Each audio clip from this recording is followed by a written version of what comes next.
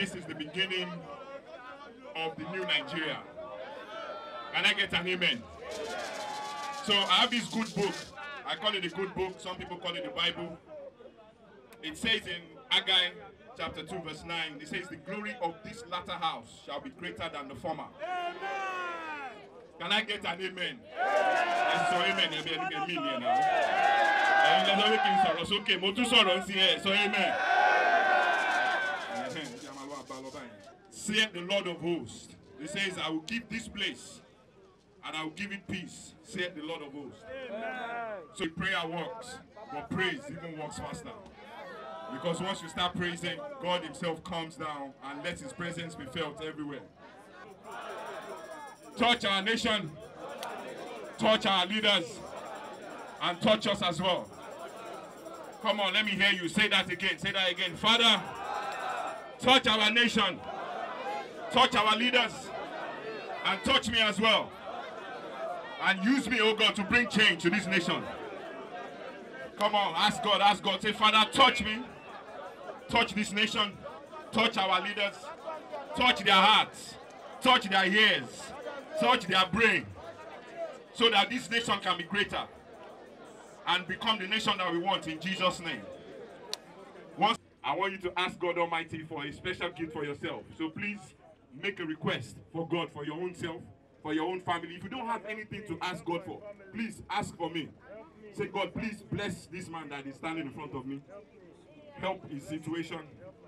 Help his life. Make me better. Make me greater. Make Nigeria better. Make everything connected to this nation better. Lord, let there be transparency. Let there be unity. Let there be love. Good them.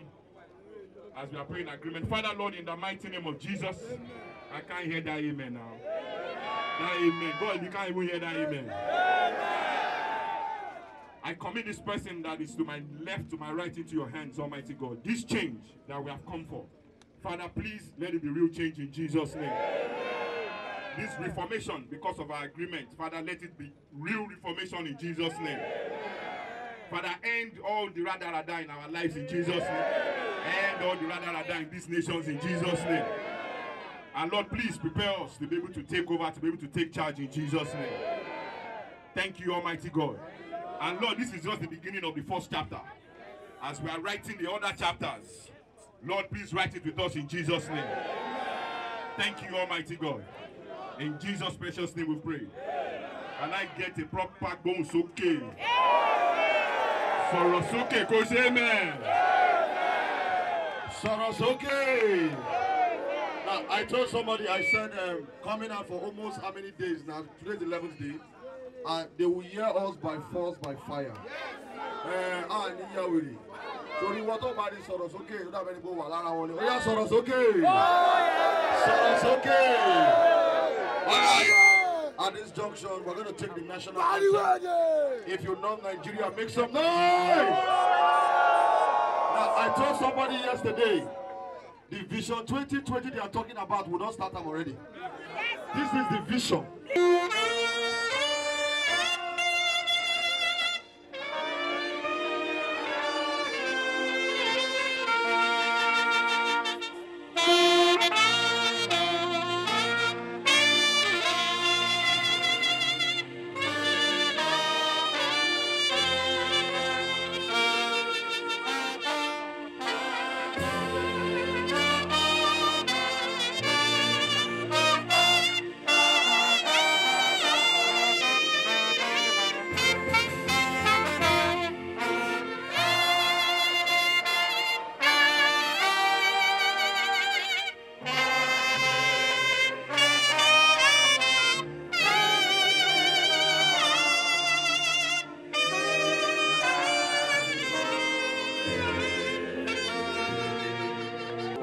Soros okay.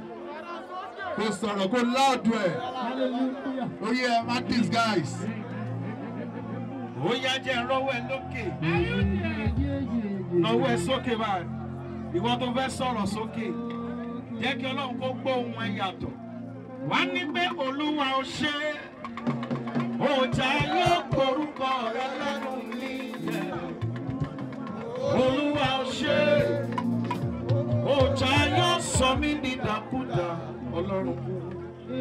Olúwa ò ṣe o, òòjà yóò gbà láfíà mi lọ. Sọ wípé mo dúpẹ́ lórí àgbà. Are you singing louder, everybody? Mo dúpẹ́ lórí àgbà. Torí kì í ṣe gbogbo ènìyàn lórí àgbà. Ẹlòmíì wá bí oní Muslim yẹn. Òkè wá ṣàmúlẹ̀, àwa yóò máa jẹ́ orí. A kì í sì ṣe ìrù. Àwa yóò máa lékè ṣáá lọ́jọ́ ayé wa gbogbo. Èmi àjò ọdún kẹsì ọlọ́run yẹn. Bàbá ṣe ọkùnrin ní tèmi. Ẹ police brutality. You don't like it.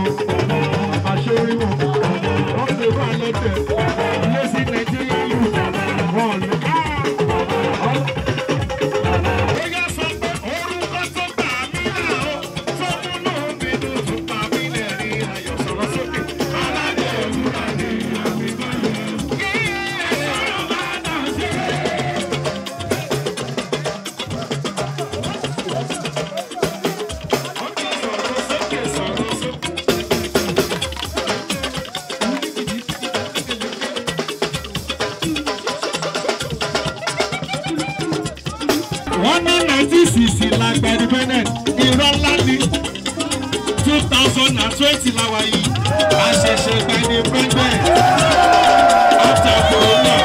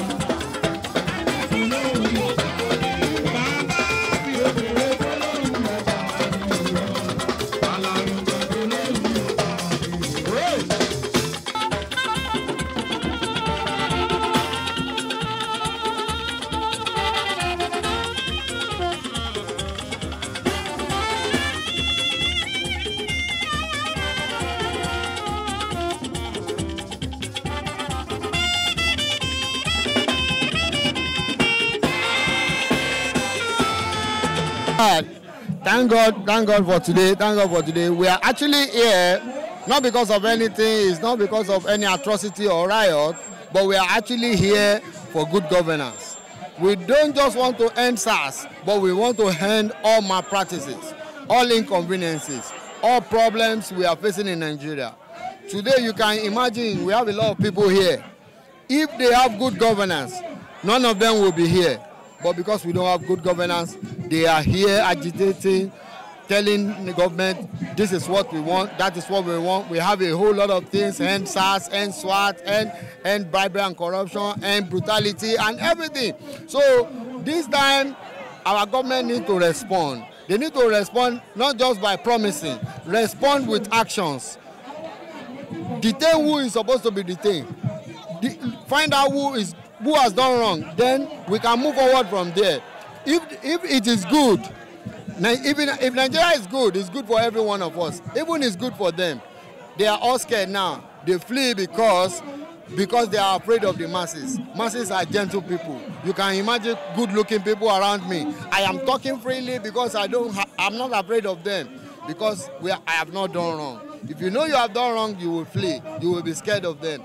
And for the police, please, please and please, do not kill our future. Do not kill our boys any longer, because they are the future generation. They are the future Nigerian.